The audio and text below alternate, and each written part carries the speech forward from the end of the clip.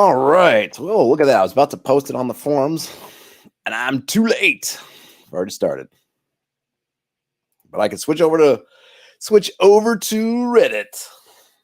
Thanks for welcoming me back. I was sorry to be gone so long. Well, I mean, the family vacations are fun in their own way, but I am glad to be back in the home office, home dungeon. Let me know. Yesterday I streamed, and I think that went okay. So, but let me know as usual if there's any audio or video difficulties. I'm on my RPG Roundup multi-Reddit, which is where I can like to start things. If I don't have anything particular to share from folks in the community, you're welcome to go to forums.hex.press and drop me something anywhere to look at. But if I don't have anything, which I don't, I go to this multi-Reddit. Links in the show notes in YouTube and wherever else when I post the stream. I think Facebook it'll show up there. I'm not sure because it also streams via Twitter, and I don't know if that stuff comes through on Twitter. But if you want to follow from home, thank you. RPG Grandma says welcome back. Thanks. Hey, Catherine. Hey, Ian. Welcome all. Welcome one and all. Let's see what we've got going on today. This multi-Reddit has a bunch of stuff in here. I am still tweaking it. Some of it is more OSR, NSR focused. Some of it's just, I like DM Academy. You've probably seen me if you've watched these before, post things from there. Even though it's kind of 5th edition focused, I find that people have interesting questions they want to ask, and you get, I think you get pretty good answers, stuff that's kind of system agnostic.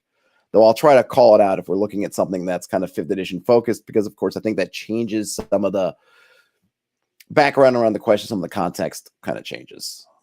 And of course, if you guys spot anything in here, should I pump up the size a little bit? Let me know. 150, I think that's pretty good.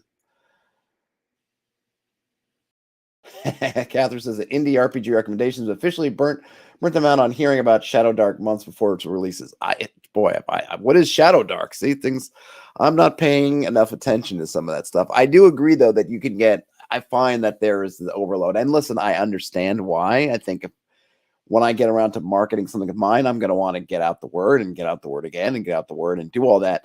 But yeah, it can be, hey, the sign up to be notified when the Kickstarter goes live and all this stuff. And it's like, it's not even here yet. And then, of course, even if it's the Kickstarter, then it's like, well, how long after that am I going to get it?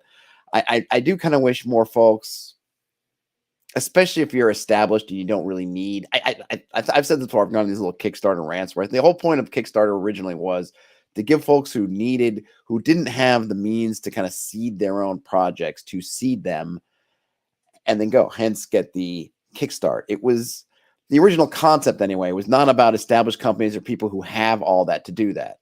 If you have the means and ways of getting your project just to get it to publish and do it, then you don't really need Kickstarter. But Kickstarter has kind of become this glorified pre-order sort of system. And I don't love that, especially since from just a pre-order perspective as a consumer, you lose a lot of your protections because it's not technically a pre-order.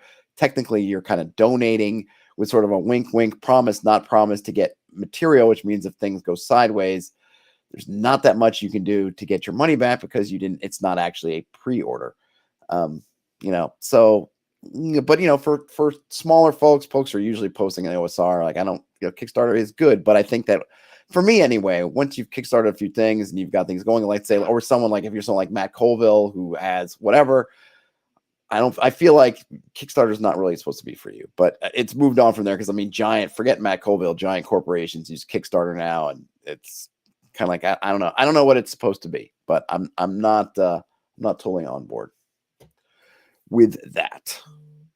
Grandma, or RPG Grandma, I should say, says it looks interesting, but for 5th edition, they changed it towards gritty grim. So I'm not sure about getting another rule book. I see. Imspo RPG says getting more gradients of D&D gets exhausting no matter how cool the foil lettering is. Yeah, I agree with that. Hey, Jason. Yeah, I'm not sure. Someone posted a question. It might have been the OSR kind of asking what people want. I don't really know what people want from things nowadays. I mean, I'm not sure. It's going to be an interesting landscape because there's just so much. I don't know what people are looking for. Oh, let's see. What have we got? Anything good here? How to run Earth Elementals. Need advice. I don't know. Some of these things is really, I really find it fascinating, the kind of things that I guess I'll look at it because it's kind of interesting. I'm always fascinated with the problems people have with some things. It's always that aspect of, it's always interesting to see what will trip one person up versus trip another person up. Like I would think running Earth Elementals would seem kind of fun and interesting, but obviously this person doesn't. But let's see what their actual question is. Keeping in mind we are in DM Academy, so this is going to be more or less 5th edition Earth Elementals. I don't think that kind of means much in this sense, but sometimes it makes a difference. This is posted by Dandalus Rose Shade. So I've been running Prince of the Apocalypse and decided to add elementals everywhere. Seriously, why weren't these already in the book? It's infuriating that half the adventure sees nothing but gargoyles and ish, but Earth elementals are troubling to run. First off, they're tankless. They're tankless isn't an issue because the party has Windvane, Drown, and the Dwarven Thrower. I guess those are feats. Oh, so I guess they don't have a tanky character. But how they fight is the issue. Optimally, an Earth Elemental would just burrow into the ground and strike from below, meaning players can basically only ready attacks and cantrips to hit it. This in itself wouldn't be so bad, but if I didn't have 3 fighters who basically twiddle their thumbs and can't use extra attack for like 4 rounds while they whittle the enemy, it becomes party readies attacks, elemental goes, everyone attacks, rinse, repeat. That's when there's only an Earth Elemental. If it did that with every fight, it'd be kind of annoying. Should I change how the elemental fights? It's the smartest it can fight, which makes it more interesting than a big meathead who slaps people and takes hits, but it seems frustrating to deal with. And if they encounter another with a group, it'll be aggravating, I'm sure. So it's an interesting idea. So you think about Earth elementals. I forget what they call it, but they can go through the earth and it kind of pop up somewhere, pound, pound, pound, and then presumably go back down and travel. Come back somewhere else. So they got this great hit miss thing, but it can be annoying in the sense that you can't. It's hard to It's how do you lock it down? How do you get it to stop? Now, 5th edition has opportunity attacks. I don't know if there's anything that has. I don't remember with an opportunity attack if you get hit if you don't move. That might be a thing. I think it's a thing, right? Is it a thing that you get your opportunity attack and you hit it, then the thing can't just keep moving away from you, or is it just you just keep going? I think maybe it is you keep going. Maybe it is you don't get stuck.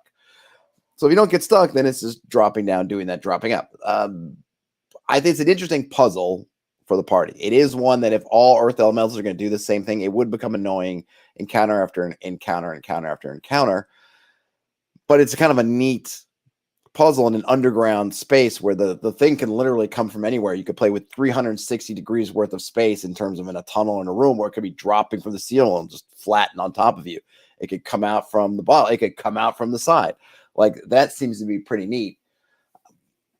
But you have to kind of rely on the players coming up with tools or ways to try to get rid of it. And maybe you could I don't know if you can have some fun with different elements of, maybe there's stone that the Earth Elemental can't just move through, or certain parts of it. It could be neat if you had a room that had crystals or something that was, then you could stay on the crystals and it couldn't get to you that way. But if you're just on sort of virgin rock, it could be pretty neat. But yeah, I mean, when you're underground like that, you are in a spot in which the Earth Elemental kind of has a pretty big advantage on you. Let's see what Catherine says. They're hoping this is more so about 5e or about other supplements. Ian says that 5e has a feat that prevents movement on an attack of opportunity attack. Okay. Of course, we can't count on them having somebody as Sentinel. Maybe they do, maybe they don't. Other than that, yeah, I mean, it's when it comes out, when it pops out of the ground like that, you gotta, what's that thing with the gopher and where the thing pops out of the hole in the carnival game, you just gotta beat it down. So really be fun for an encounter or something different or interesting puzzle. You probably don't want to have it all through the caves if they have no way of ultimately coming up with a different kind of response. It is going to be something that once they get some more spells in them, there might be some interesting things to do. I remember, what was it? I actually used that to my advantage. I had a GM years ago now, when they're running game, they used to do every year they would run a big game, and essentially was big every year they ran a game. No, that's not what I mean.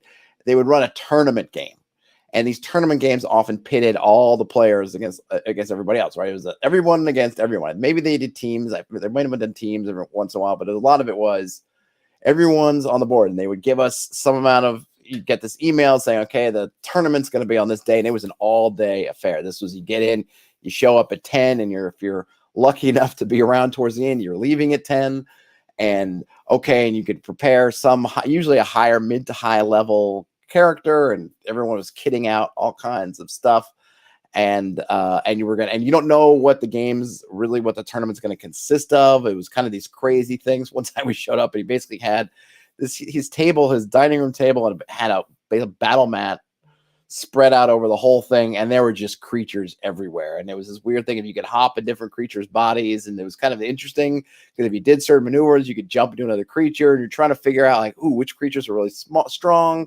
And then some people were trying to take them. It was really kind of fun. But one of them I played in, the first one actually I played in, I ended up with a druid character. I think I even took some of those prep for me. So I think it was a 3.5. It was your third or 3.5 edition druid character.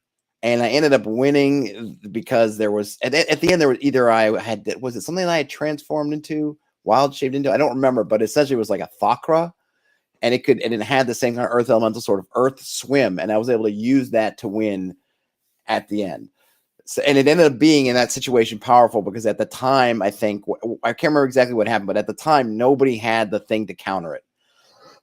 Excuse me. That me being able to do that was either that I could get to something that nobody else could get to, or nobody could get to me. I couldn't remember exactly. I can't remember now how exactly it worked, but it did come down to having that particular earth move ability. So it can be very powerful. So you don't want to overuse it. So I certainly wouldn't do this as some kind of like, now we're going to have a whole dungeon where all you're going to do is encounter earth elementals. So they're constantly going to do this all the time.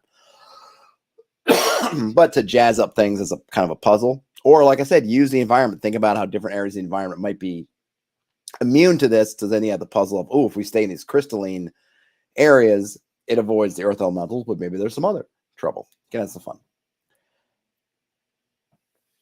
Oh, okay, so people are going on about Shadowdark. All right, let me look up Shadowdark. Let's look it up. Here I am going on about earth elementals, and all chat's talking about is Shadowdark. What the heck is Shadowdark? What is the arcane? Is this it? Arcane library? All right. I have obviously, because I'm just discovering this now, I have no affiliation with whoever this is, the arcane library. But apparently Shadowdark is a thing that people are interested in. So let's check it out. And since I have no idea what it is, and I'll open up the Kickstarter too, because it's always good to see what's going on in the book. I mean, at least I'm sure it's a mock-up, or I would imagine it's a mock-up. Looks nice. 26 days to go, so plenty of time. They've made a lot of money.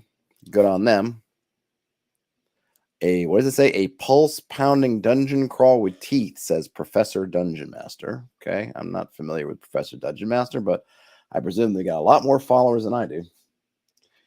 The PDF has free download RPGs. All right, well let's read. Let's read through this. I'm here for you, everybody. So let's read through Shadowdark. Or what do we have? All right. What is Shadowdark RPG? In Shadowdark RPG, you and a group of crawlers use magic, steel, and wits to delve into mysterious ruins, lost cities, and monster-infested depths. Wondrous treasures and long-forgotten secrets await you, but don't let your last torch burn out, or you could be swallowed by the Shadowdark.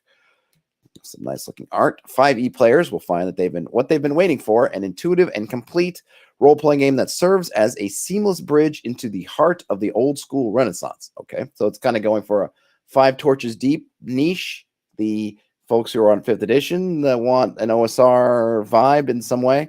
Old school gamers will find a system that's familiar and nostalgic, but with major quality of life upgrades that modernize the old school experience. All right, I'm curious what those are. Your legend awaits, crawler. Lift your blade, light your torch, and plunge into the unknown depths of the Shadowdark. All right, so that's great. How is Shadowdark different? So the features. Shadowdark RPG has familiar elements of classic fantasy gaming, but it isn't a retro clone. A lot of new game design ideas have emerged in the last 50 years, and we wanted to bring our favorite concepts together into a nostalgic but new adventuring system. In this game, torches only last 1 hour of real time. The characters and players must make decisions quickly or they'll run out of precious light. A few other features include the 4 core classes: Fighter, Priest, Thief, and Wizard, a D20 based roll high system, no dark vision, treasure grants XP, roll to cast spells, simple distances, close, near, far, monster morale and reaction, always on initiative, the 6 classic stats, 3d6 in order, no skills, just ability checks and advantage disadvantage, separate ancestry and class, randomized character class abilities, low hit points, simple encumbrance, which uses gear slots. Oh, Jason says it's not a mock-up; it's written. It just needs to be printed. Well, Jason, I meant the. I mean, maybe they've printed up a. Obviously, so you're saying that that's a printed prototype as opposed to a just generated digital mock-up. We're talking about the image of the hardcover. Whichever. It's all good. Okay, so looking at these features, all right, 4 core classes, great. D20, roll high, that's fine. No dark vision's good. Treasure XP, that's great. Roll to cast spells, fine with me. Exciting and risky, sure. Simple distances is great for the theater of the mind type stuff, which I'm usually into. I don't know if they're going to be pushing a theater of the mind approach, but that's fine. Morale and reaction, great. Always on initiative. I'm assuming that means you're going to have some kind of order that you're going to do for everything, not just combat. That's fine, I guess. Classic 6 stats, fine. No skills from a BX kind of standpoint. That's fine. I'm not a skill hater, though. I think I kind of like skill bundles more than specific skills. Maybe I go back and forth, but that's just me. Separate ancestry and class. That's great. Randomized character class abilities. Interesting. We'll see. Low hit points, fastened to combat, that's fine. And gear slots for encumbrance, I'm fine with as well. Brian Smith says they like the real-time life of the torches. Let the players decide how long they plan to play. Sure. Oh, some review copies are out already. Okay. Maybe I could reach out and see about getting a review copy. That might be nice. The real time I go back and forth on, Brian Smith, because real time, an hour, if your party's moving, can last a long time. And then, of course, if your party's convincing, I think the nice thing is hopefully that will keep your party focused on what's at hand so that they don't waste a bunch of time and end up burning torches and not getting through a whole lot of rooms. On the other hand, if you're on it, you're going to get a long time out of torch, which I guess is the idea, right? If you're focused, your torch is going to last a long time. If you're unfocused, it's going to be quick. I suppose. I mean, it's not like, yeah, to me, whoa, this changes the game, but it's fine. The real-time stuff, I go back and forth whether I love it or not. But I definitely think for certain parties, if you're finding that folks are kind of wandering or just kind of not being on it, then being able to put some kind of timer down that's a real timer and go plunk, and like turn the sand timer over can be a powerful tool. And I've been in a lot of tables where we used sand timers, not specifically for torches, but for your combat turns, and that definitely can get you focused on what you're going to do. So I certainly see a value in it. Cather says, I feel like it's supposed to be immersive. They don't mind it, but the market real-time tech. Whoops, looks like my should be back. Real-time tech is a bit much. It's real-time tech, the timer. Yeah, this is that. I think it could come down to, and again, it's the first time I'm seeing it, so I haven't been bombarded by particular marketing where you could see it and go, oh yeah, this is great. Or it's like, yeah, like I think people were getting on Matt Colville's case for saying like, hey, we're building an RPG, or this is a golden time for people making their own RPGs.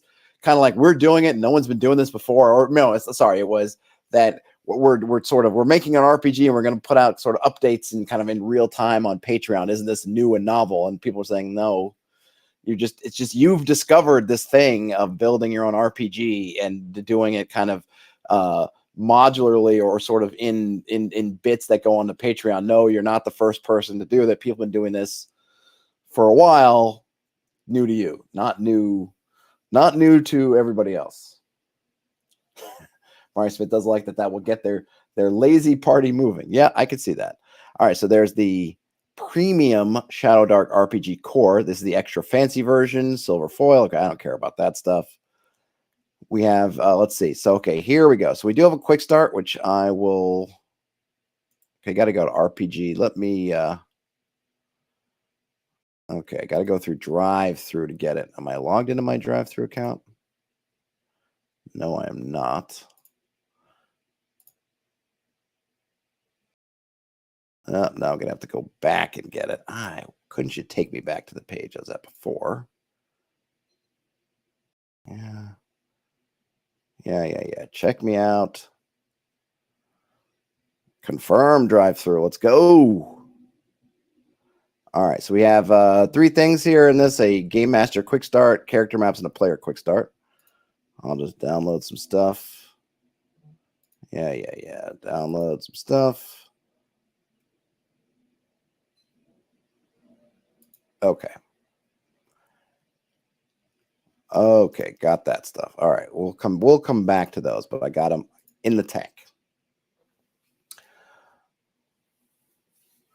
Jason says that SAM timers for all things. They use 5 minutes per player turn during exploration and 2 minutes per player for combat? Oops, this the chat moved before I could do it. All right, so Jason uses SAM timers 5 minutes during exploration and 2 minutes during combat. And then Ian says it seems super long. 2 minutes in combat actually goes by pretty quick. I mean, it depends kind of what the stakes and everything are. We used to do is we had a minute sand. We probably ended up at somewhere close, similar to what Jason did. But our table, I haven't used it with my table of 2 players. It hasn't seemed necessary. But the usage rate that we used to do was if you had a moment or two to figure out your combat. We didn't do it for exploration, but we did it for combat. In which if you kind of knew what you were doing and you had thing you could talk and you weren't put on the timer. But if it ever looked like you got to you and you were shuffling papers or you're sort of staring at your sheet or you didn't know what you were going to say, then you'd pretty much hit the timers. It probably ended up giving someone around 2 minutes. Of course, if you didn't need it, it wasn't something that we always used it. If you knew what you were going to do, you did it. So it's not like it's 2 minutes per player every time, but it was kind of like, all right, you got your thing, do it. If not, hit the timer. 5 minutes in, I don't know. I don't know if it'd be short or not. Or sorry, I don't know if it would appear long or not. Terrence is into the whole gaming zeitgeist. The air of the 1940s. Hey, gang, let's put on a show. Teen film. Doesn't hate it. Ryan Smith asks, is anybody use any other physical timing tech?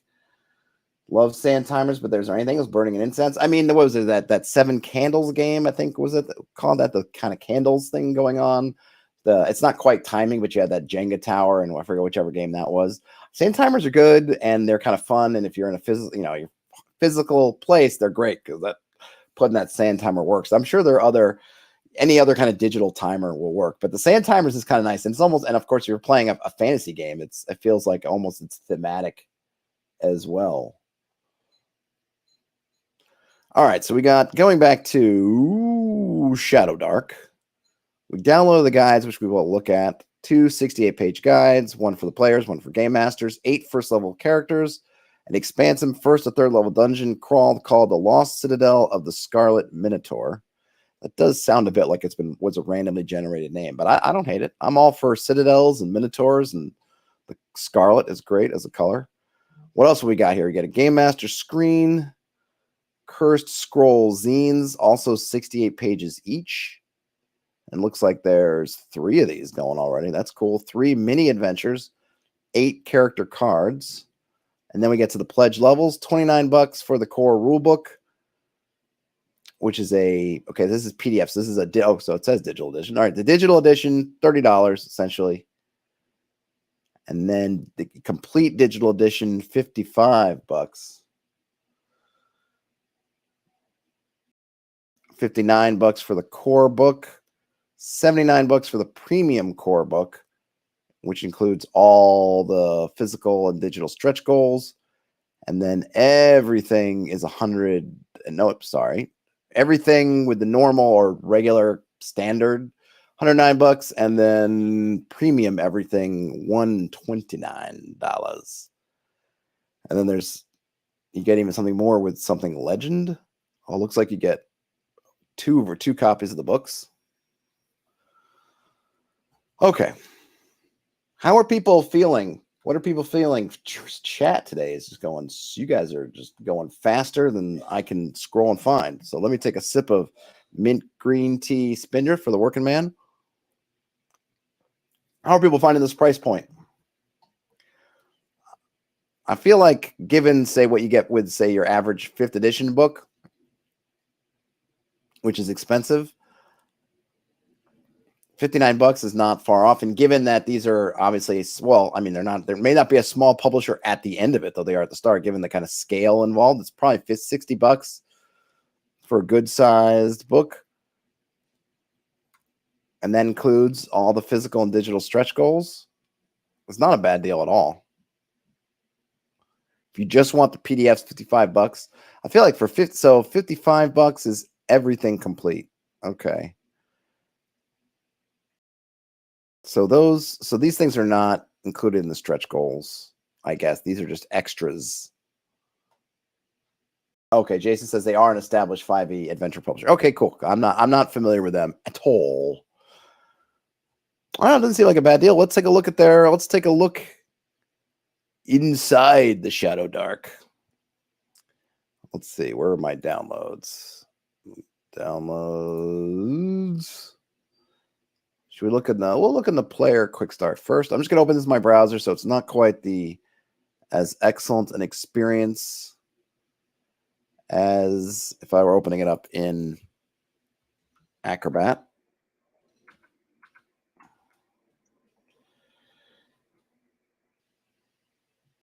The Kickstarter for Grim Hollow's New Setting Adventure is $40 each. What does that include, Daniel?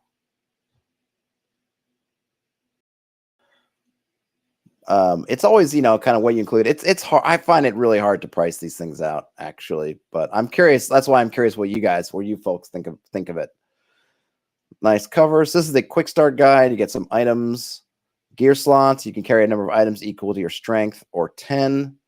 I'm guessing that the higher of. All gear besides typical clothing fills 1 gear slot. Gear that is hard to transport might fill more than 1 slot. Player's turn. Countdown timers for your spells and other effects. Take an action and move up to near.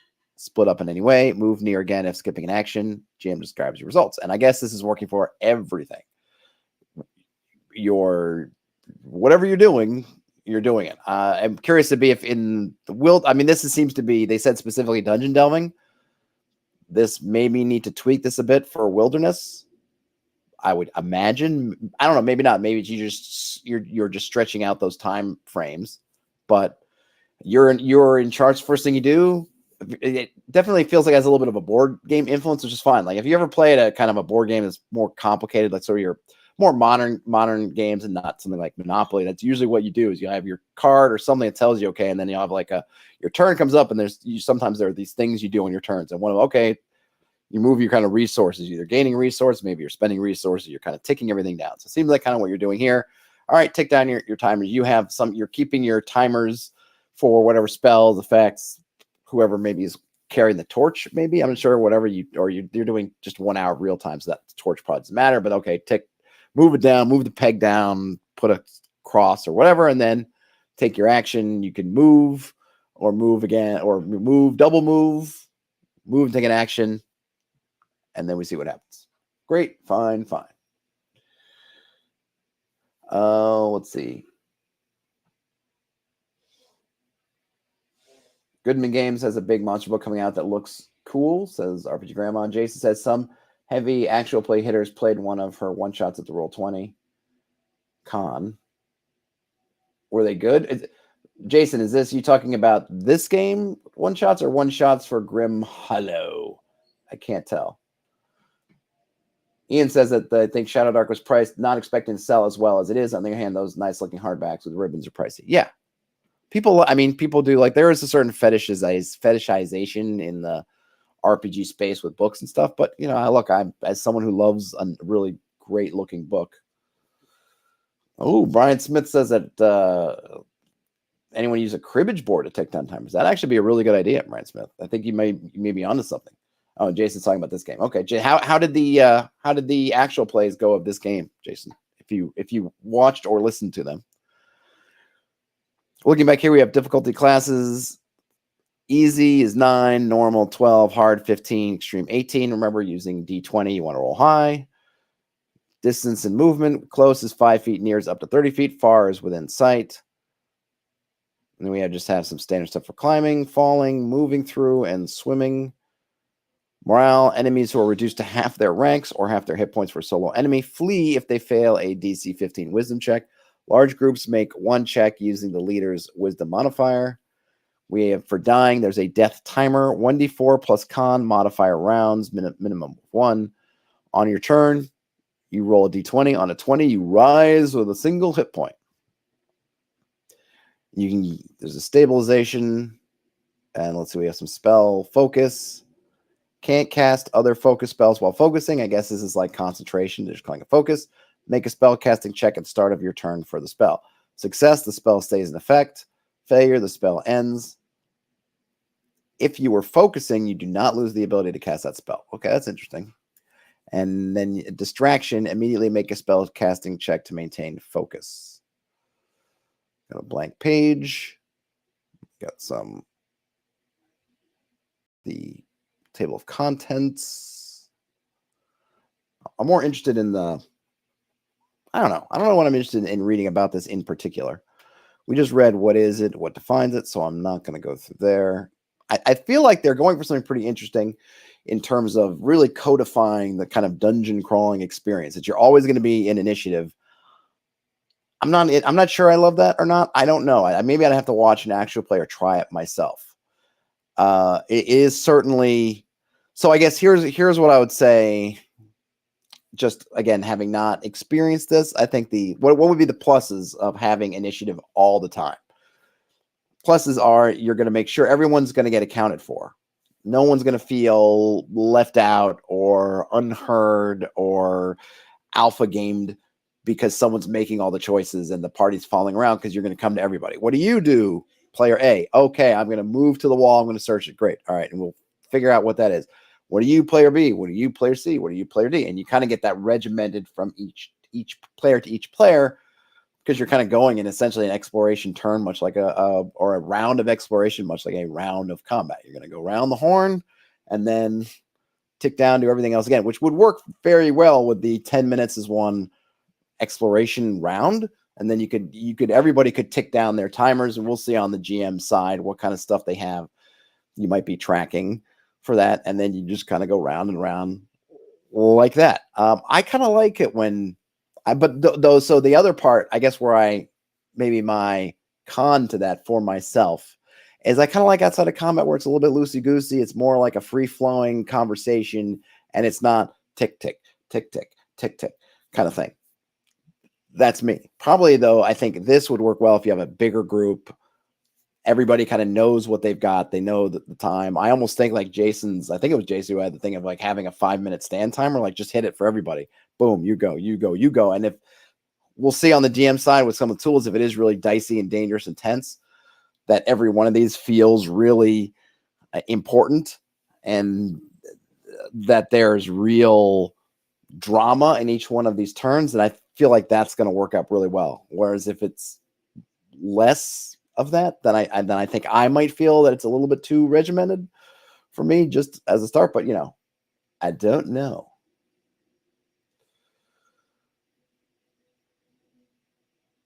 Catherine says it's interesting that it's so setting agnostic. She feels like they're often buying a world as much as a rule set, if not more. Yeah, that's another curious thing. I feel like I go back and forth, and if I really like, I like reading about worlds, but often I have my own. So I'm torn when stuff is really tied to a specific setting, because that means in some cases that it's less useful to me because I'm not interested in the setting. So all the stuff that bolts into the setting ends up just being not worth it. But folks really love their settings. Lots of folks like to play in Dolmenwood, or they play in Into the Odds setting, Bastion Land, and all these playing. So, it's very different. Oh, we got what's going on. Let's see. Just looking at the chat here. Brian Smith says the Arcane Library YouTube page is awesome. She goes over short models very clearly and it helps see your thoughts. That's cool. Very cool. And Ian says, referring to Catherine's comment about the world and the setting stuff, that often rule sets without a world to ground them in come off as having no personality. That's true. It is kind of all how you advertise it and how you put it out there. I think sometimes just having something generic is good because you can use it anywhere, but it can come off as very dry and uninteresting. And then a lot of folks are looking for settings, and then you don't have it. So I feel like it's kind of where are you positioning your particular supplement, maybe? I don't know. All right, so we got the dice, the check, stats. Don't care too much about that. I think it's fairly standard. Characters. We do have an alignment, just your law and chaos, and then neutral in the middle. All good. I'm not really super interested. We have some backgrounds. D20 backgrounds. I'm not going to read them. I think we're all familiar with those. I apologize if you're coming to watch this now or later and you're totally new to a lot of RPG supplements, but I feel like going through these, there's so many background generators, including I think what 5th edition has backgrounds that you can randomly roll, and I don't feel the need to go through them all. You got your regular old stats. I don't think they're changing anything there. Ancestries, dwarf, elf, goblin, halfling, half-orc, human. That's fine. They're very short, so these are all also pretty generic in terms of these species, and they're not reinventing the wheel here, which may be good or bad. Your goblins and dwarves and elves and halflings are pretty much exactly what you think they are, half-orcs and humans as well. If you like that, great. If you don't, if you want looking for something a little off the wall or different, then not so much. It's going to be really up to you. So we have the fighter class. So here are the talents. These are interesting. Does it say anything more? Because I just want to read more about this. So you're going to roll for the talents. And it's a 2d6 table. The most, or the tied for the rarest of these to get is to gain weapon mastery with 1 additional weapon. You can also get +1 to melee and ranged attacks, +2 to your strength, dex, or con. On a 10 or 11, you choose one kind of armor. You get +1 AC from that armor, which is kind of cool. So kind of like a armor mastery. And then on a 12, which is also very rare, you choose a talent or +2 points to distribute to your stats, either one. That's cool. So the interesting thing here is that you can use all weapons, because that was my kind of a little bit of a concern just now. But you can use all weapons, you can use all armor and shields, but you can choose one type of weapon and you gain +1 to attack and damage with that weapon. And additionally, you can add half your level to these rolls, rounding down. So when you hit level 2, you're going to get another +1, and to both of those. It seems like they could have probably phrased that a little bit differently and got rid of the +1, just as add half your level, round up. That way at 1, you would just get 1, and then 2, you would get 1. And I don't know, I guess at 2, you're supposed to get +2, or it could just be add your level. But maybe they want to scale, give it more of a, it's not a geometric +1 +1 +1. It's more balanced. Anyway, you do well with that. And then you got some grit. You can choose strength or dex and have advantage on checks of that type, which is kind of cool, because then it's basically, do you want to be a dex fighter or a strength fighter? You can choose. And then you get the talents. I don't know how often you get a talent, but it doesn't say what you get. I might have said earlier. I might have gone past it. Brian Smith says, I think the position this sits in between OSR and 5e players is its greatest strength. If you're steeped in OSR, it's nothing new, but I see how it's digestible to new 5th edition younglings. I think the interesting thing would be to look at this and 5 torches deep, and maybe there's probably some other one I'm missing that is also in this particular space, which is trying to bridge 5th edition and OSR. I haven't read 5 torches deep yet, so I don't know anything about it, unfortunately. So I can't say, oh, this is what they're doing differently. But yeah, it's kind of an interesting space, especially given all the focus on moving away from 5e or D&D, or or rather Wizards, Hasbro kind of thing, whatever. And then if you're interested in kind of old school or nostalgia or whatever, then this is kind of in that niche for sure. Brian Smith says the 5 torches deep feels scattered. Okay, I haven't read it, so I don't know. Priest is basically your cleric. Their talents are or potential talents, gain advantage on casting one spell +1 to melee or range attacks, +1 to priest spell casting attacks, +2 to strength or wisdom, and then choose a talent or +2 points to distribute to stats. And of course, they do get turn undead, which is they're just having as a spell. They choose the god to serve. All right. I mean, I don't think we're anything. I think the more interesting thing is here, and here you get your priestly spell table. Probably the most interesting thing here is the fact that you get randomized talents. And everything, so there aren't too many of the talents. So I guess they all follow the same formula. And we get 1, 2, 3, 4, 5. So I think we've seen enough of these now. And there's a formula to them. 5 potential talents. You could potentially get them more than one. In fact, here they say if you get this one again, re-roll it. So there are two. So it's an interesting thing, right? So this is leaning in. I think I'm not sure whether I love it or not, but I think it's interesting. And the reason why I think it's interesting is it's another one, like this whole system is supposed to be a bridge between 5th edition and OSR. And I think this randomized talent pool or talent mechanism is a bridge between the OSR and 5e. 5e, you have a bunch of talents. You can call them feat, whatever. You call them your class, however you want to call them, between feats and class abilities and all this stuff you have. We can just say overall those basically are talents. There's a bunch of them, and you get to choose and craft your specialized build as you go. That's a very 5th edition kind of modern D&D sort of thing to do. Go off and you do that. OSR tend not to have talents at all, or in things like GLOG, I think has a similar, you might roll randomly to see what you get, or maybe you don't, I don't remember with GLOG, but kind of a similar little menu of talents. But the fact that you're rolling randomly to get it and to say like, okay, who is this person? And then you're kind of rolling and picking up whatever these bits about is a very kind of OSR thing, that sort of discover your character through character generation as opposed to crafting them lovingly. And this is a nice bridge. How is it going to work with your 5th edition players that are used to kind of picking and choosing all the stuff? It's going to be interesting. I'm curious to see. This is the one thing where you give it to preview people and they do actual plays. They're all going to embrace this stuff fully. I'm more interested to see if you have a 5th edition player who loves to build out their character, how they're going to now have random talents. Now, none of the random talents are bad. And I don't think they would, there's nothing here. They're like, oh, that give it to my build. You could probably presume you're going to generally get some of these. But I think if you were hoping to get, I don't know, backstab, you really wanted to be an assassin type. And here, if you roll 3 to 5, you get +1 dice of damage to your backstab. And you were hoping to pour all your talents to be super backstab guy, and you don't get that.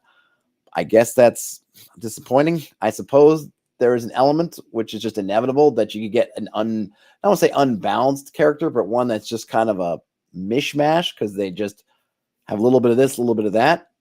But again, the mishmash here, it's not anything that's going to lead you down weird paths because they're all very basic and they're all pretty broad. Getting +2 to one of your stats, strength, dex, or charisma in the case of a thief, not a bad thing no matter what. +1 to melee and range attacks, also not a terrible thing. So even if you don't, you just get one, you just kind of get one of each or something, you're not going to feel too unfocused, I guess. But I'll be curious to see how the folks that really want their builds will take to this. But for OSR folks, I think, yeah, it's something that's going to slot right in. Jason says, emergent gameplay is the buzzword. It certainly seems to be. And you get the wizard. Spells known for their 1, 2, 3, 4, 5. Whoops. Levels. Talents.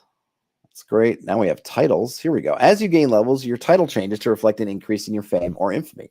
Your legend begins to precede you as your renown grows for good or for ill. An improved title could present opportunities that were previously left out of your reach. So this is definitely a callback to the kind of class level titles that used to be older versions of the game. I always like titles, and here we have them.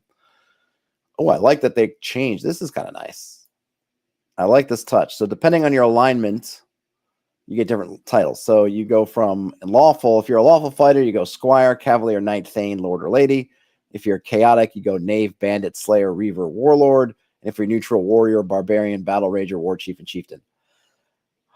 I mean, I like, so I guess I like the idea of it more than their particular ones. I just don't like, I'm not going to go off on a rant about barbarian again. I don't like it as a title. I don't like it as a class.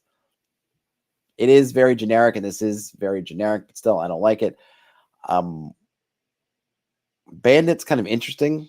Is there going to be some overlay with a thief, which seems to be naturally a bandit? I might have gone, I don't know if there's been a different word there, but bandit seems to be more thiefly than but I could see maybe a chaotic fighter. You're maybe a highwayman or something would have been something like a title I might have glommed onto a little bit more than that. And then I get where they're coming from. I kind of like Knight, Thane, Lord and Lady, War Chief, Chieftain. Those to me, I feel like they're more than just your title because they also at least imply something that you've done in the world. So I would have tried to avoid those and have those be things that you actually get when you get knighted. You become a knight. When you become a thane or a lord or a lady, those things happen in the world, and you do that. You're a war chief when you decide to found some kind of organization, war chief and chieftain or warlord. Those I would hold off for when your characters actually do those kind of things organizationally. To me, you're not a warlord or you're not a lord because you reach 9 to 10, 9th or 10th level. That's something that you have to kind of achieve things and go on adventures and make that a goal, and then those things happen for you. But I do like that they have them. I know we have ones for priest. So remember, priest, they really mean a cleric or kind of paladin type. In fact, paladin is the top title for a lawful priest or a chaos knight or an oracle. Thieves, does anyone get bandit? Nobody gets bandit. So they saved it for chaotic fighters, and then wizards. That's cool. We have our chaos, law, and neutral alignments. We have languages.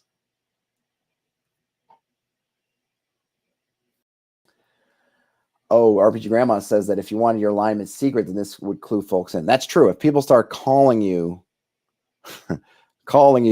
you diabolist, then yes, that would give away the fact that you're chaotic. That's interesting. But maybe at that point, everybody knows. I suppose. Apprentice versus adept. Didn't adept show up somewhere else? No, that was acolyte. Okay. Yeah, it's true. I see, that was interesting. I kind of feel like tying it to alignment, I don't know. It's interesting. I'd probably have to see with the full edition, because I'm trying to think here. Okay. If you are, so it really depends how you alignment. This seems to be going for the cosmic team concept. So I'm guessing that you're not really going to be shifting alignments anytime. You're going to be in chaos. You're going to be in law. You're going to be neutral. And that's kind of where you're going to sit, regardless of any particular actions that you take. This isn't about good, evil, and what you do in your game on a session basis. So yeah, you are kind of giving it away, but maybe it's not a big deal because it is such a, I don't know, it's such a abstract thing, but it is kind of interesting because I do like it that they have them, but at the same time, yeah, that does mean you're wearing your alignment on your sleeve, and then it's, well, how important is the alignment day to day? And if I don't want to wear it on my sleeve, are people just going to come out and say, "Hey, Chaos Knight," and I'm like, I didn't tell you my alignment. How do you know I'm a Chaos Knight? Because I would totally be that guy. I'm like, listen, I may be a chaotic, I think, priest if I'm a Chaos Knight, but I don't want everybody to know I'm a chaotic priest unless I'm at that point I'm living in my chaotic priest tower and I don't care anymore. So then how do they know me? But then again, if you're a Chaos Knight at 9th or 10th level, maybe you just have some kind of aura of chaos energy that just everyone can see that you're resonating red chaos energy. So, there's no even reason to hide it. Terrence asks, what alignment is insufferable nerd? That's a good question, Terrence. I don't know. So we got your common languages. We have rare languages. We have our deities.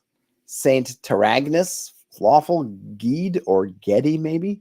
Getty Lee, neutral. Madeira, the covenant, lawful. Ord, neutral. Memnon, chaotic. Ramlat, chaotic. Shun or Shune, the vile, also chaotic. And the lost, which is, who knows? And we have our gear. Great. And then we have a kit, a crawling kit, costs 7 gold, uses 7 gear slots, 7 for 7. It contains the following, I'm guessing, 7 items. 1, 2, 3, 4, 5, 6, 7. 7, 7, and 7. It's a deal. We got armor, we got our weapons. Let's see, the weapon damages from D10 at the high end, D12, and then down to D4 at the low end. Finesse, so we have some different, I guess, tags for weapons, finesse, versatile loading, etc. And we get some names for dwarf, elf, goblin, halfling, half-orc, and human. That's cool. Level advancement. Experience points represent your learning influence and increasing skill. Their awards are based on the quality of the treasure and boons you gain during the session. GM can award XP right away or at the end of each session. And then so here's the thing. So we're not having the individualized XP advancement charts. Everything is the same. So everybody needs 10 XP to go from level 1 to level 2, 20 to go from 2 to 3, and it just seems like it's just basically your level. It seems like what you need is your level times 10 XP. And every other level you roll for a new talent. Now, this is something that's very much a 5th edition kind of thing, modern D&D sort of element of having all players advance in lockstep. I don't like it. And the reason I don't like it is really just because I feel like it causes the kind of balance issues that people struggle with in the game like 5th edition, which you have, well, this wizard suddenly got these spells that make them really strong. And I, as a fighter, I, as a thief, I didn't get that much going on my particular level. Well, in BX or 1st edition, something like that, that was okay because the wizard might have gotten to 2nd level, but you might have gotten to 4th or 5th level. Like I know that in a game I was playing a simple thief, and there was another player who was playing a monk, and the monk was like a thief on. This was a 2nd edition. I forget. We were playing in a retro clone. Might have been Labyrinth Lord or Labyrinth Lord Advanced or whichever one. But this was like a based on the. I don't know which he was 1st or 2nd edition AD&D. I think maybe 1st edition AD&D. But anyway, the monk in this Labyrinth Lord Complete Advanced, whatever it was kind of crazy. And it was like a thief on steroids. And I'm looking at him like he got all this stuff, and my thief got just the regular thief stuff, which they also got, but then they got other stuff. But that monk leveled compared to my thief at a glacially slow level. So he's going from level 1 to 2. And, I had kind of gotten a head start anyway, but I was like several levels above other folks because they were leveling slowly and I was leveling quickly. And so at that point, sure, a 2nd level or 3rd level wizard or 4th level wizard, let's say, has these tricks. But at that point, I might be an 8th level thief, in which case I might have followers. I'm already working on my stronghold. I may have gotten some magic items. You can see how it sort of says, well, you're not, it becomes, how does my 2nd level wizard stack up to a 2nd level thief? And say, well, my thief at the same amount of experience points is level 5, and I'm pretty good at some stuff. I can even read scrolls at this point. So I feel like I'm on firmer, leveler ground with you because the level disparity makes up the power disparity is made up for by the XP disparity. But with this, now suddenly you can get into that. Well, if everyone's leveling up at the exact same pace, you are looking at it level to level, and that tends to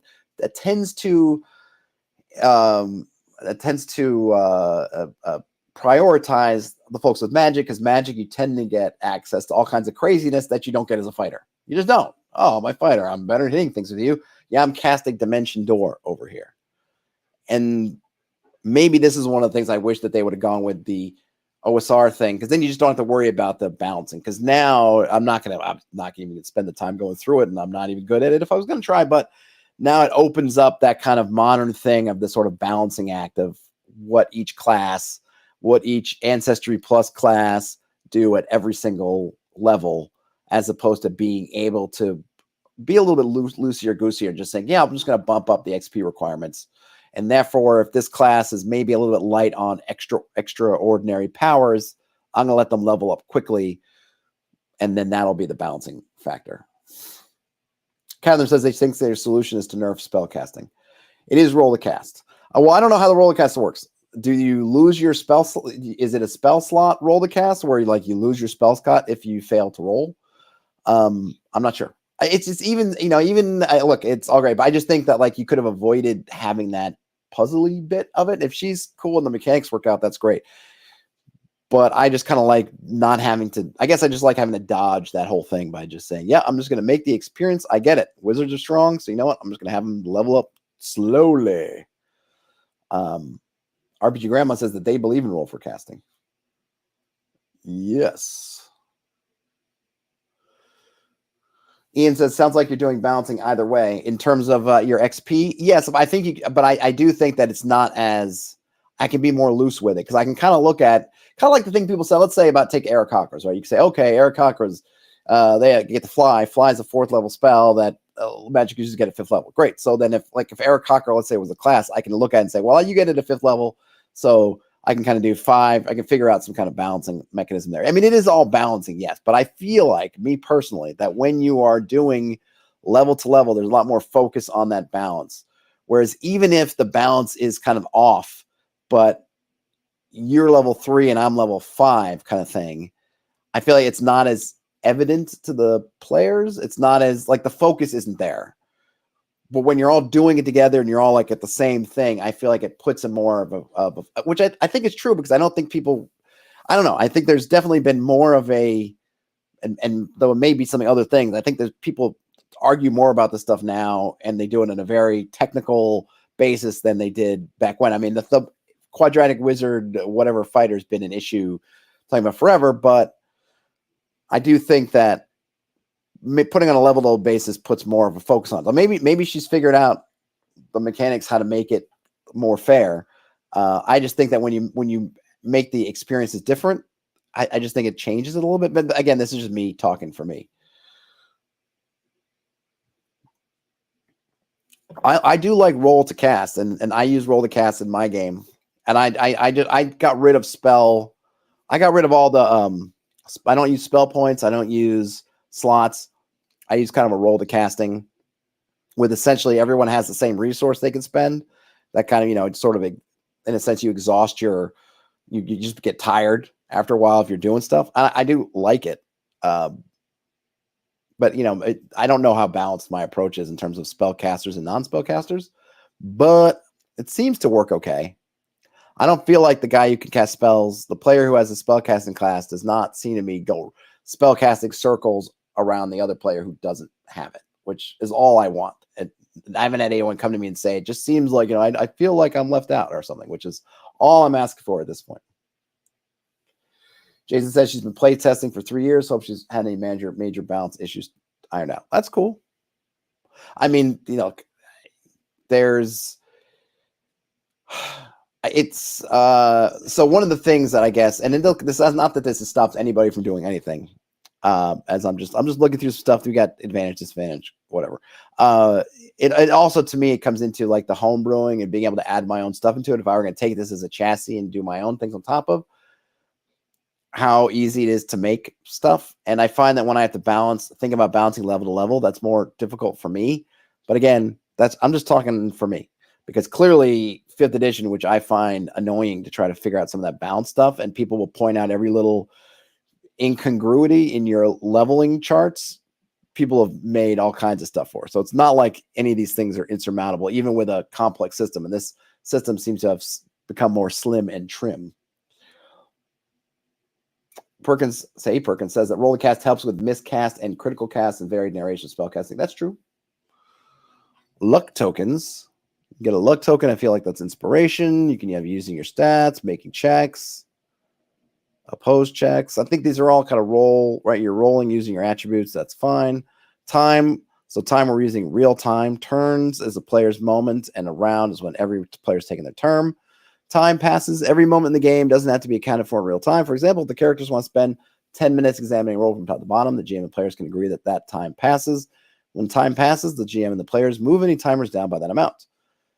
And so we have minutes pass. Effects with the duration of rounds expire. The GM rolls one random encounter check that occurs on a 1 to 3 on a d6 while this time is passing. So that's on your minutes. 1 to 3 on a d6 is a high number, so you're getting a lot of random encounters. That's a 50% chance. A lot of encounters, which is, so that's a third, basically more than usually it's a 1 or 1 to 2 on a d6 and like BX. So that's a bit more of a chance. And it's also every time minutes pass, and that's kind of per round, whereas usually it's twice an hour, I think, of fictional time in BX, if I'm remembering correctly. Catherine says that Wolves Upon the Coast has no spellcaster class, and spells must be learned in-game. That's been really inspiring. That's neat. I'll have to check. And the Wolves on the Coast is another one that's on my Wolves Upon the Coast, another one on my list to look at. So you have let's see. So we have hours and days. All right, that's cool. Turn order. Great. Here we have, let's see. Characters are in crawling rounds, which is, I guess, would be their kind of exploration sort of round when they're not in combat. The Shadowdark is any place where darkness, danger, and myth reign supreme. It could be among the crumbled ruins buried inside a forgotten mountain stronghold. Could be within the spell-wrought castle of an undead sorcerer who probes the universe for arcane secrets. It could be beneath the cursed trees where squirming abominations boil out of a black pit, pulping all in their path. Creepy. I like it. So I know it's here. I'm already in an hour. So I'm not going to try to get too far in this. We'll have to save. I'll reach out to them and see if I can get a review copy, even if it's just a digital one. I will have to save the GM stuff for another time. Catherine says they're a wolves evangelist. Oh, all right. I will give you lead time, Catherine. Or I will try to, as much as I am able to, give leave time. I don't really want to just scroll too bad through these too quickly. So we know we don't have dark vision. We know that we're doing light sources, torch, an hour of real time. Total darkness, all environments become deadly, and you check for a random encounter every round. Is that different than when minutes? So minutes pass. I see. So maybe it is, maybe not for each round. But when you do something, it's going to take some amount of time more than a round.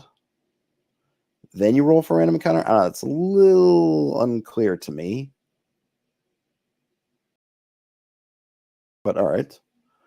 So we get crawling, we have conditions, actions, resting.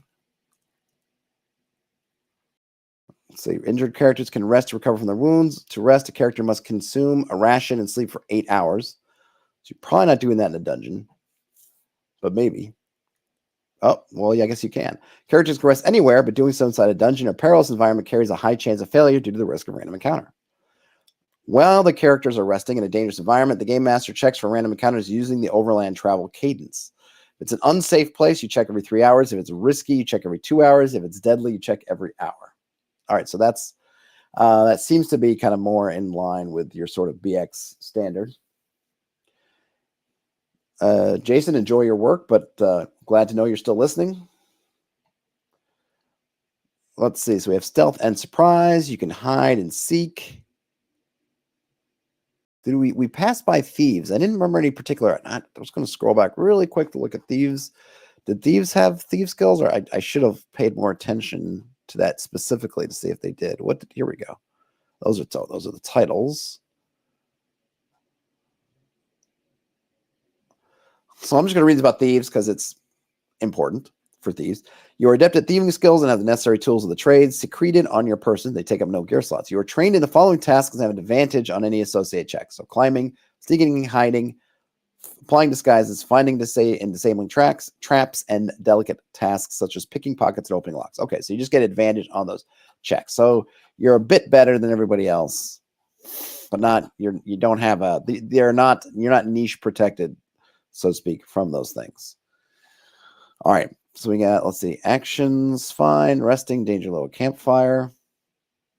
In many cases, adventurers need a light source while resting. Characters can combine 3 torches into a campfire that can't be moved once lit.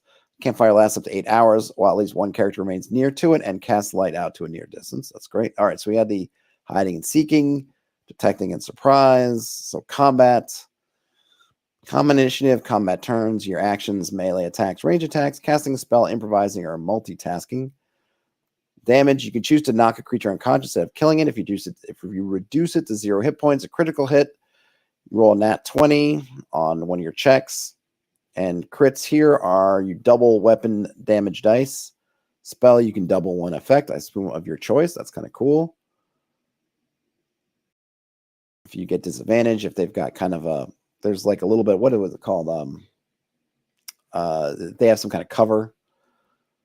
Death, if you get to 0, you're dying. If you go up above 0 HP, you wake up and you're no longer dying. And your timer is 1d4 plus their con modifier, but the minimum is 1. And that's how many rounds they will die unless they're healed or stabilized. Anybody seems like can stabilize. And then we have casting spells, which I'll go through. I'll do this, going to be a little bit fast, but only because I'm at the end of the line. But spell casting is important. Spellcasters use the raw power of creation and destruction to bend reality, shaping it to the will of their gods or ambitions. Wizard magic is fickle, complicated, and volatile. Even the most learned mages tread carefully when reaching beyond the veil to grasp arcane energies. Priest magic is miraculous, sacred, and instinctive.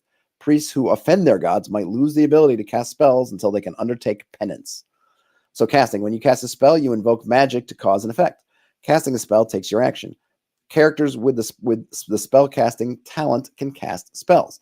To cast a wizard spell, make a spell casting check by rolling a d20 plus your intelligence modifier. To cast a priest spell, make a spell casting check by rolling 120 plus your wisdom modifier. The DC to successfully cast the spell is 10 plus the spell's tier, which I'm guessing is like the level of the spell. If you succeed in your spell casting check, the spell takes effect. If you fail your spell casting check, the spell does not take effect. You cannot cast that spell again until you complete a rest. On a crit, you may double one of the spell's numerical effects. This remains in effect on a focus spell until your next focus check. On a roll of natural 1, then your crit fail. The spell does not take effect. If it was a focus spell, the spell immediately ends. And then if it's a wizard spell that was cast, you can't cast that spell again until you successfully complete a rest. You must also roll on the mishap table.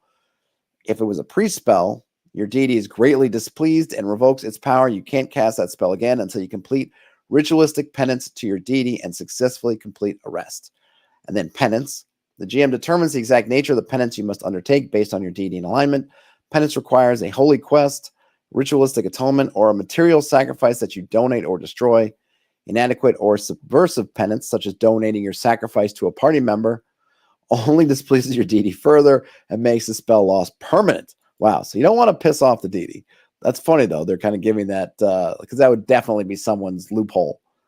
And then depending on the tier of the spell, there's a value for the sacrifice. And the mishap table, it's a D12 table. And I'm not going to read all through these, but they're going through. It's fine. The penance is interesting. It's a little bit, I don't know if it's interesting that the wizard or the priest, I guess it's not, because I was going to say the priest one seems worse than the wizard one, but then there's not that chance in the mishap. So the priest, you got to give up some kind of item or money. Wizards, you got to take your chances on the table, which I guess I'll read a couple from the table will illuminate things. So roll 1 is roll 1 is just roll twice and combine both effects. Could be an explosion. You take D8 damage. That's my cat sneezing in the background if that happened to get on the mic. And again, bless you, Bruce. Could be your hand slipped. You target a random ally. You have a mind wound, and you can't cast a spell again for a week. You lose one random piece of gear forever. That could be rough. And then, let's see, you might get an energy surge in which you glow bright purple for 10 rounds that give enemies advantage. Or unstable conduit. You have disadvantage on casting spells of the same tier for 10 rounds. And we have some scrolls and wands, spell attributes. I'm not going to read all the spells. I feel like they're going to be pretty standard. And it seems like they are from what I'm getting here. Join the dark. And then there's just join the dark. And then there's got some more tables. Bada bang, bada bing. All right. Well, good stuff. So this roundup ended up basically being a look at the Shadowdark player quick start, but that's actually fine with me. I'm going to reach out and see if I can get a review copy. We'll see what they say. Maybe I can get a physical one to check out. Maybe I can get a digital one to check out. Won't know if I don't ask, so I will ask. I think it's definitely interesting. I think there's some things to like about it.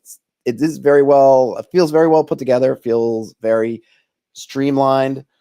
I'll be curious to know it seems like, look, they've kickstarted, they've got a bunch of backers, so obviously people are interested. Obviously, a lot of people are at least hoping to get this to tables and play it. I'm going to be really curious to see what the reception is from the, say, 5e player type, because it's definitely interesting the decisions they've made, some of which are kind of lean towards sort of 5e, and a lot of decisions that lean towards OSR. And I'm going to be curious if they have struck the right balance for a majority of the 5e kind of player types that might be cajoled or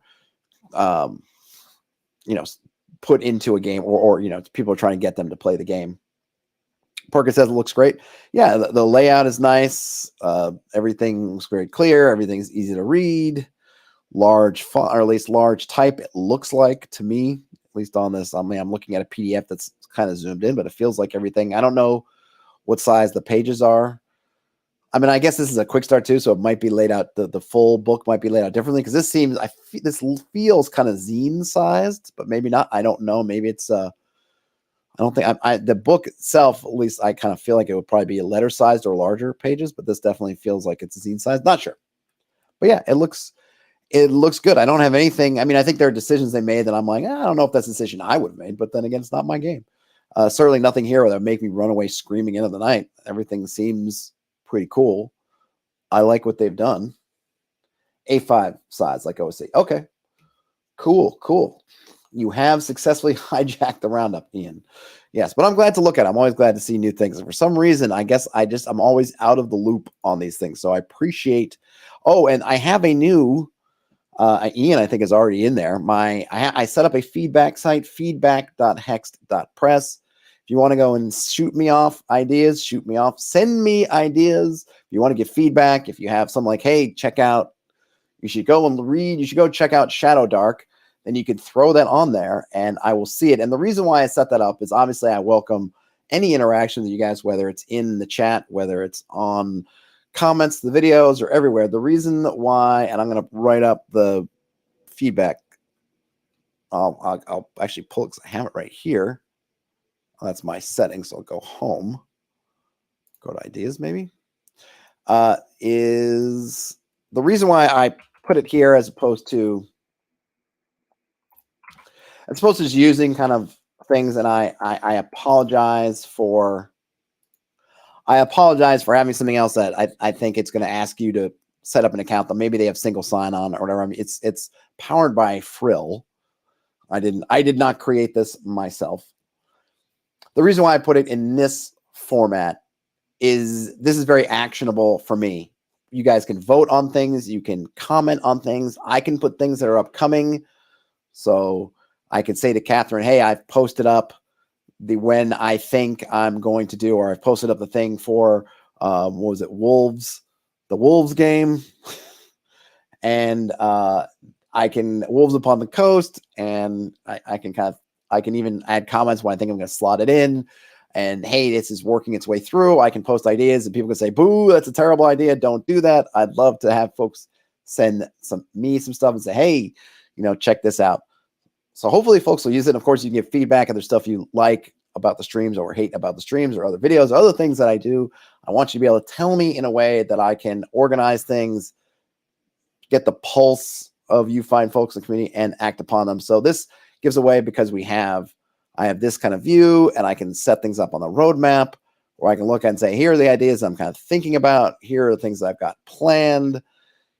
Here's what's done. And I can kind of move things around, and it'll really kind of help me because I feel like I need this. And I actually set this up ages ago and then just didn't kind of advert it out there or kind of populate it, but I'm going to start populating this. So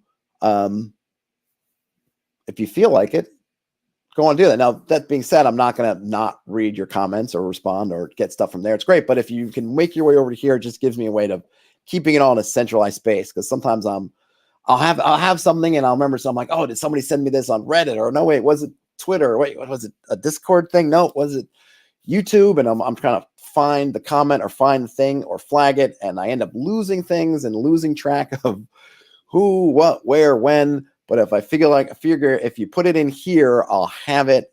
It'll be out there, and I can see, and hopefully as I'm posting things up here, like these things under consideration, kind of I'm hoping that get enough people start to vote on it and say which ones are good. That'll be when I'll try to move things. Like, oh, this seems to be really resonating with folks. I'll move that and plan it out, or I'll let this kind of simmer in the back for a while longer. So that's my pitch for that. Feedback.hexpress. If you don't choose to use it, that's fine. But that's another tool to make your voice heard.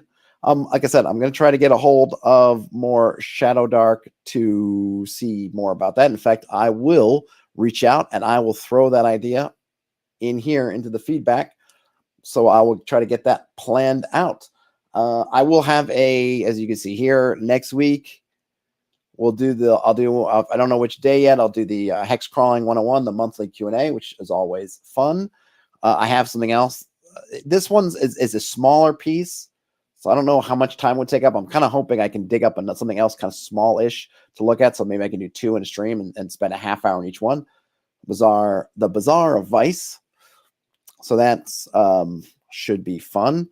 and then we'll see what else shakes out. Maybe I'll get wolves. Maybe I'll get this. Maybe I'll get other things. But that's all I got for the day. Everyone as I'm recording this on a Friday, if you're in here right now, have a great weekend. Or if you're listening or watching this another time, have a great whenever you're watching or listening. If you give a thumbs up on your way out, that would be awesome. If you found yourself in here and not subscribing, you feel like subscribing, that would also be awesome. But otherwise, really just game on, everybody. And I'll talk to you later. And see, Catherine, that's why the squeaky wheel gets the grease. Bye, all.